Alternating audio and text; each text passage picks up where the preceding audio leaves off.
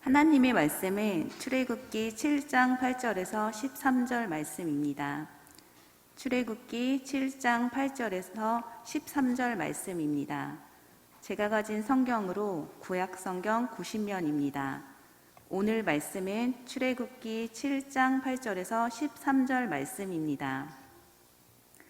여호와께서 모세와 아론에게 말씀하여 이르시되 바로가 너희에게 이르기를 너희는 이적을 보이라 하거든 너는 아론에게 말하기를 너의 지팡이를 들어서 바로 앞에 던지라 하라. 그것이 뱀이 되리라. 모세와 아론이 바로에게 가서 여호와께서 명령하신 대로 행하여 아론이 바로와 그의 신하 앞에 지팡이를 던지니 뱀이 된지라.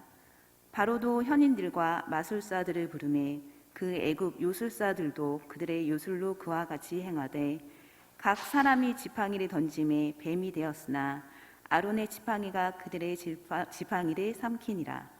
그러나 바로의 마음이 완악하여 그들의 말을 듣지 아니하니 여호와의 말씀과 같더라. 아멘. 우리는 우리와 함께 계시는 임마누엘의 하나님을 믿습니다. 우리의 영이 함께 계시는 하나님은 영이신 성령님이십니다. 성령님으로 충만하여 하나님의 뜻을 알고 그 뜻에 순종하는 사람들이 되기를 주의 이름으로 축복합니다. 2008년 5월 12일 오후 2시 28분 중국 수촨성에 리터 규모 8.0의 강력한 지진이 발생을 했습니다. 원자탄 252개를 한꺼번에 폭발시킨 것과 맞먹는 이 지진으로 사망자가 약 9만 명에 이르게 되었습니다. 때는 2008년 베이징 올림픽 직전이었습니다.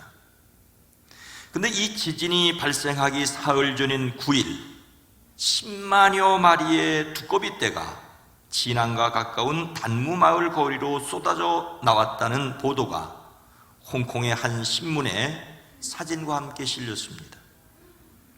이 기사에 따르면 동물이 인간보다 지진이나 해일 등 자연재해를 감지하는 능력이 뛰어나기 때문에 두꺼비가 지진이 일어날 것을 알고 미리 대피했다는 것이죠.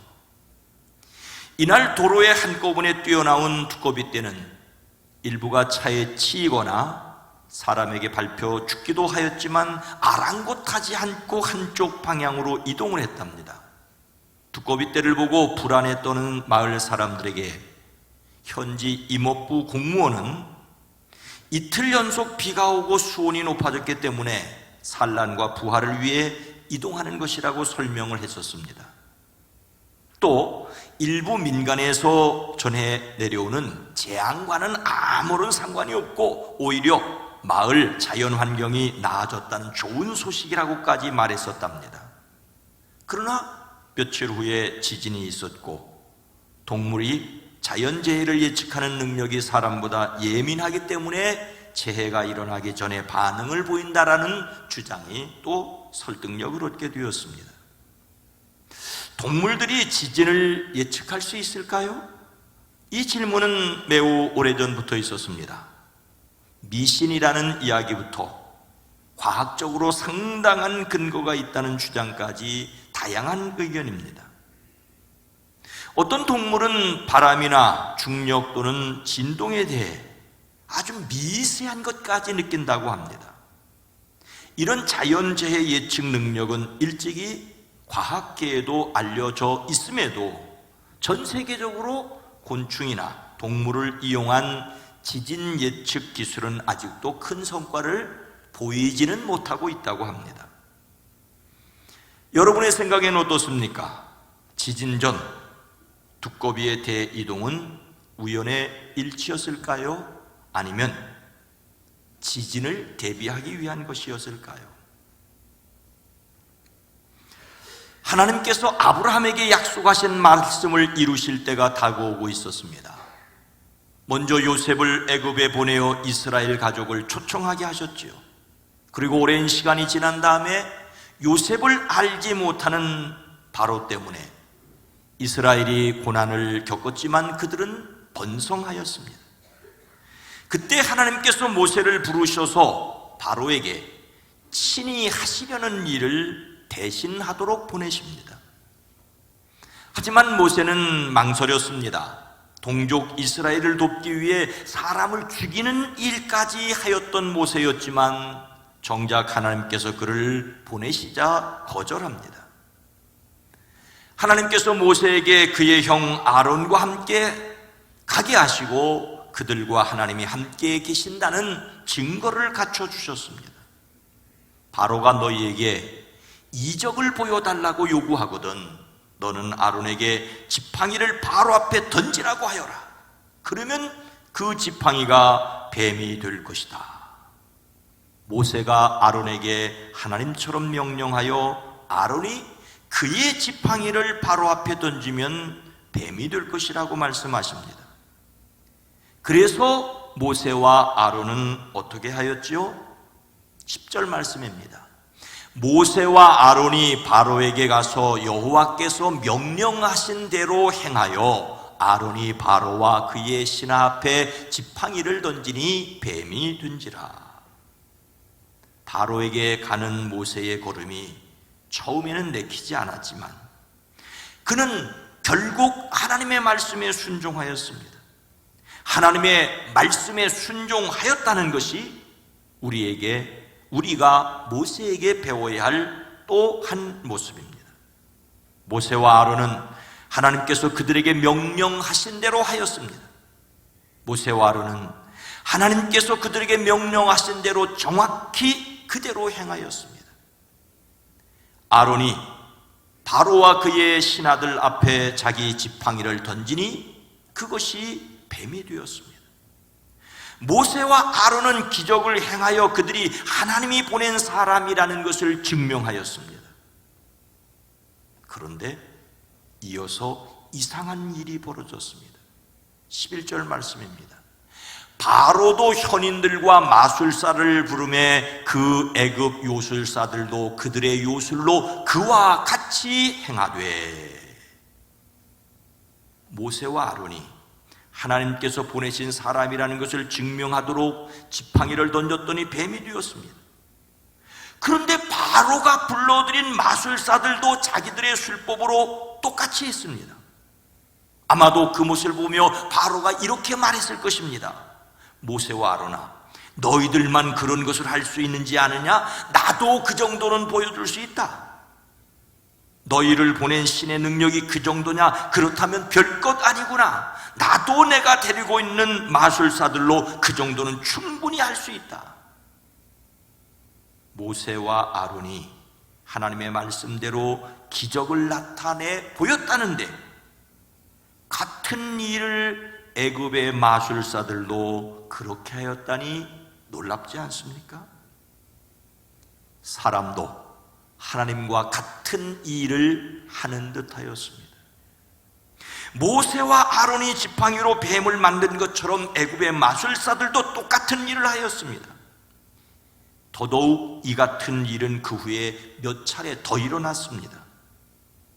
하나님께서 모세와 아론을 통하여 애굽에 내린 첫 번째 재앙은 물이 피가 되는 것이었습니다. 아론이 지팡이를 잡고 물이 고인 곳에 내밀자 그 모든 물이 피가 되었습니다. 그런데 애굽의 마술사들도 자기들의 술법으로 그와 똑같이 하였습니다. 두 번째 재앙에서도 마찬가지였습니다. 아론이 애굽의 물 위에다가 그의 팔을 내미니 개구리들이 올라와 그 땅을 뒤엎었습니다. 그런데 애굽의 마술사들도 자기의 술법으로 그와 똑같이 하여 개구리들이 땅 위로 올라오게 하였습니다. 그래서 바로가 더욱 고집을 부리며 모세와 아론의 말을 듣지 않았습니다. 우리는 당황할 수 있습니다. 우리는 하나님께서 하신 일이라고 하는데 사람들은 하나님을 믿지 않으면서도 척척 해내는 일들이 보이기 때문입니다. 우리는 기도해서 병을 고쳤다는데 기도하지도 않고 병원에 가서 고치는 병들이 훨씬 많아 보입니다. 현대인들은 하나님을 믿지 않아도 충분히 살 수 있다고 생각하는 세상을 살고 있습니다. 그래서 사람들이 하나님을 믿을 필요를 거의 느끼지 못하고 있습니다. 하나님을 믿는다는 사람들 중에서도 신앙을 가져야 할 이유를 조금 더 착하게 사는 것이거나 마음의 위로를 받는 정도로 생각하기도 합니다. 우리는 하나님이 하시는 일을 사람도 할 수 있는 것처럼 보이는 세상을 살아가고 있습니다. 그래서 바로의 마음이 완악해졌던 것처럼 교만한 사람들이 많습니다. 그러나 사람이 하나님이 하시는 일을 다 할 수 있는 것처럼 생각하지 마십시오. 사람의 교만은 자신을 파괴할 뿐입니다. 하나님이 보낸 사람이라는 것을 증명하기 위해 모세와 아론이 지팡이를 던져 뱀을 만들었던 것처럼 애굽의 마술사들도 똑같이 하였습니다. 그러면 하나님의 능력이 특별하다고 말할 이유가 없는 것입니까? 여호와를 유일하신 하나님이라고 믿고 말할 수 있는 이유가 무엇입니까? 어떤 차이가 있어야 합니까? 12절 말씀입니다. 각 사람이 지팡이를 던짐에 뱀이 되었으나 아론의 지팡이가 그들의 지팡이를 삼키리라. 아론이 던진 지팡이도 뱀이 되었고 마술사들이 던진 지팡이도 뱀이 되었다는 것은 같지만, 그러나 아론의 지팡이가 그들의 지팡이를 삼켰습니다. 어느 정도까지는 같아 보였지만 결과는 전혀 달랐습니다. 아론이 지팡이를 던져 만든 뱀을 바로가 하찮은 것으로 나도 그 정도는 한다고 하는 그 생각은 매우 짧았습니다. 아론의 지팡이가 그들의 지팡이를 삼켰기 때문입니다.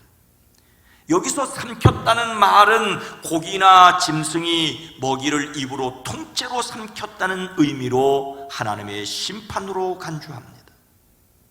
아론의 지팡이가 애굽 마술사의 지팡이를 삼켰다는 것은 하나님의 능력이 애굽의 신들보다 뛰어나다는 것을 보여주는 정도가 아닙니다. 이것은 바로의 왕권과 그 신들을 멸망시킬 하나님이심을 말씀하십니다. 바로는 아론의 지팡이가 변하여 된 뱀이 그의 마술사들의 뱀을 통째로 삼키는 광경을 현장에서 지켜보았습니다. 참으로 간담이 서늘해지는 광경이 아닐 수 없었습니다. 모세와 아론에게 말씀을 대신 전하게 하신 하나님의 능력이 크다는 것을 알았습니다. 하나님이 하시는 일은 같은 듯 하였지만 달랐습니다. 하지만 여러분 기억하십시오. 하나님이 하시는 일이 놀랍기는 하지만 그것을 온전히 깨닫고 온전히 순종하는 데는 더 많은 시간이 필요하다는 것을 알아야 합니다. 모세와 아론이 한 일을 마술사들도 할 수 있다는 것만 보는 한 바로의 마음은 겸손할 수가 없었습니다. 애굽의 마술사들이 바로에게 신의 권능이 아니고는 할 수 없는 일이라고 말하였지만 바로는 오히려 고집을 부리며 모세와 아론의 말을 듣지 않았습니다. 바로는 애굽 땅에 내리는 재앙을 보면서도 마음이 좀처럼 흔들리지 않았습니다. 첫 번째 재앙인 물이 피로 되고 두 번째 재앙인 개구리 소동은 마술사들도 할 수 있었으니 더욱 그랬을 것입니다. 하지만 세 번째 재앙인 이 소동부터는 마술사들이 할 수 없었음에도 바로는 고집을 버리지 않았습니다. 넷째 재앙인 파리 소동 때는 바로의 마음이 조금 흔들렸지만 재앙이 지나가자 또 고집을 피웁니다. 다섯 번째 재앙인 짐승의 죽음부터는 하나님께서 이스라엘과 애굽 백성을 구별하셨습니다. 애굽 자손의 것은 하나도 죽지 않게 하셨습니다. 여섯 번째 재앙인 피부병 전염에서는 애굽의 마술사들이 종기 때문에 모세 앞에 나설 수도 없었습니다. 그래도 바로는 고집을 꺾지 않았습니다. 사람이란 이렇게 어리석습니다. 그런데 일곱 번째 재앙인 우박을 경고하자 바로의 신하들 가운데서도 하나님의 말씀을 두려워한 사람들이 자기 종들과 짐승들을 집안으로 피하게 했습니다. 그러나 여전히 하나님의 말씀을 마음에 두지 않는 사람들은 자기 종과 짐승들을 그대로 들에 내버려 두어 피해를 입었습니다. 여전히 하나님을 두려워하지 않는 사람들이 많았다는 말입니다. 8번째 재앙인 메뚜기 소동을 겪자 이스라엘 백성에게 드디어 예배를 드리러 가라고 말하지만 인원을 제한하겠다며 여전히 바로는 호통을 쳤습니다. 9번째 재앙인 어둠이 땅을 덮는 것을 보고도 마음을 온전히 열지 않았습니다. 바로는 여전히 그들을 내보내지 않으려고 고집을 부렸습니다. 이렇게 사람이 깨닫는 것이 더듭니다. 어떤 사람에게는 하나님이 하시는 일이 분명하지만 어떤 사람에게는 사람도 할 수 있는 일로 보여집니다. 하나님이 하시는 일이 사람이 하는 일과 같은 듯 하지만 다르다는 것을 깨닫는 데는 오랜 시간이 걸립니다. 어떤 사람은 깨닫고 두려워하는데 어떤 사람은 깨닫지 못하고 여전히 마음을 닫아걸고 하나님을 향하여 담을 쌓습니다. 한참 후 이스라엘이 출애굽을 하고 홍해를 건넌 후 모세는 이렇게 노래를 지어 하나님을 찬양하였습니다. 여호와여, 신중에 주와 같은 자가 누구니까? 주와 같이 거룩함으로 영광스러우며 찬송할 만한 위엄이 있으며 기이한 일을 행하는 자가 누구니까? 하나님 같은 분 없음을 모세는 선언하고 찬양하였습니다. 하나님께서 하시는 일을 깨닫는 것도 하나님의 은혜라는 사실을 기억하십시오. 세상 일들 속에서 하나님이 하시는 일임을 깨닫는 은혜가 저와 여러분에게도 풍성하기를 주의 이름으로 축원합니다. 우리는 어렴풋한 세상 일들 속에서 어떻게 하나님이 하시는 일이라는 것을 깨달아 알 수가 있겠습니까? 13절 말씀입니다.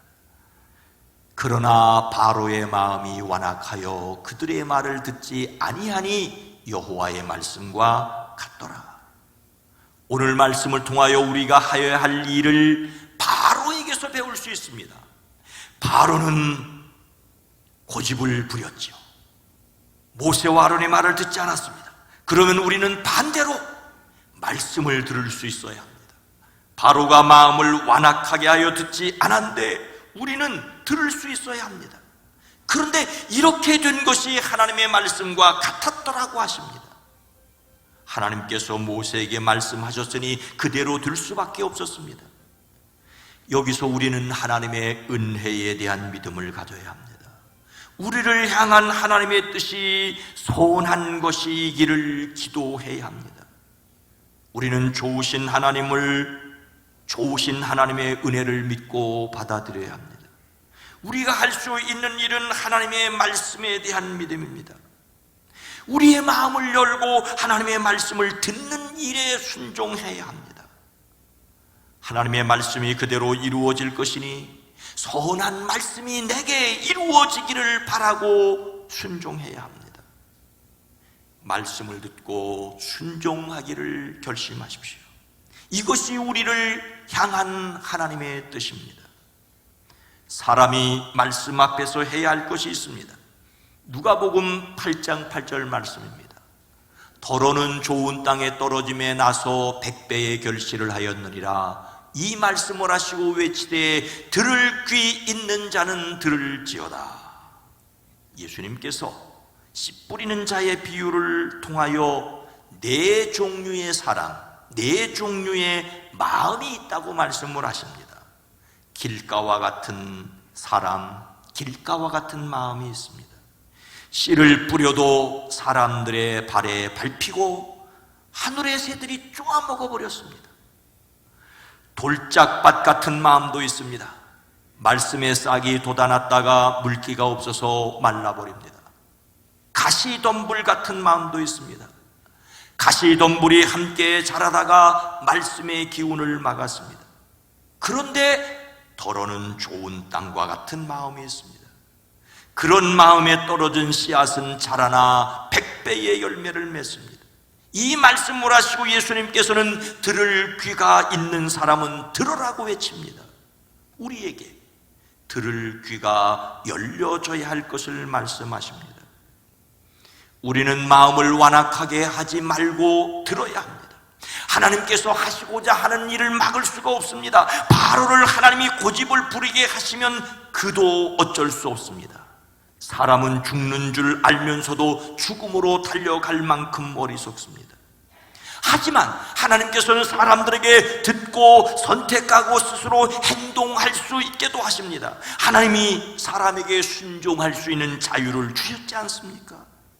그러니 하나님이 정하시면 사람이 어쩔 수 없다고 하나님 핑계는 대지 마십시오. 하나님은 바로라도 깨닫고 회개하기를 원하셨습니다. 그가 마음을 닫고 하나님의 말씀을 듣지 않으니 하나님이 그를 완악하게 하셨다는 말씀이 이루어졌을 뿐입니다. 우리는 예수님 안에서 자신을 향한 하나님의 선하신 뜻을 믿고 순종해야 합니다. 자신을 향한 하나님의 선하신 뜻을 믿으십시오. 자신을 향한 하나님의 선하신 뜻을 이루는데 순종하는 사람들이 되기를 주의 이름으로 축복합니다. 사랑하는 성도 여러분, 우리 말에 긴가민가라는 말이 있죠. 그런지 그렇지 않은지 분명하지 않은 모양을 가리킵니다. 알쏭달쏭과 비슷한 말이고 요즘 흔히 하는 말로 불확실성의 시대라는 말이죠. 확신이 없고 무언가 명확하지 않을 때 사용하는 말입니다. 일상생활에서 자주 쓰긴 하지만 표준어인지 사투리인지 헷갈리는 말입니다. 그런데 이 말의 어원은 한자어라고 합니다. 한자로 기연가 미연가, 기연가 미연가, 그러한가 아니한가 라는 뜻이라고 합니다. 기연가 미연가가 줄어서 긴가민가가 되었고 뜻은 아리송하여 불분명한 것을 가리킵니다. 오늘 이 시대는 긴가민가한 불확실성의 시대입니다. 많은 사람이 하나님이 하시는 일과 사람이 하는 일의 경계를 긴가민가합니다. 사람도 하나님과 같은 일을 하는 것처럼 보일 수 있습니다. 요셉을 애굽에 판 사람들은 그를 미워한 형들이 아니었습니까? 그런데 그 일을 통하여 하나님이 자신을 애굽에 먼저 보내셨다는 것을 요셉이 깨닫는 데는 시간이 필요했습니다. 은혜가 필요했습니다. 그래서 사람은 하나님의 뜻을 들으려는 마음을 갖고, 그래서 유일하신 참 하나님을 깨달아 알아가는 사람이어야 합니다. 긴가민가한 세상에서 더욱 분명하고 확실하게 하나님을 알아가야 합니다. 오고 가는 시간의 흐름 속에서 분명하고 확실한 하나님의 손길을 깨닫고 누리며 살아가는 은혜가 저와 여러분에게 있어지기를 주의 이름으로 축원합니다. 하나님 아버지, 오늘 이 시대의 특징을 불확실성이라고 합니다. 긴가민가한 세상입니다. 그러한 가운데 믿음도 흔들리고 확신도 흔들리는 때를 살아갈 때 주여, 우리로 하여금 그 가운데 불현듯 다가와 나를 만나주시고 품어주시고 이끌어가시는 성령의 능력을 경험하는 은혜가 매일 모든 일에 있어지게 하옵소서. 예수님의 이름으로 간절히 기도드리옵나이다. 아멘.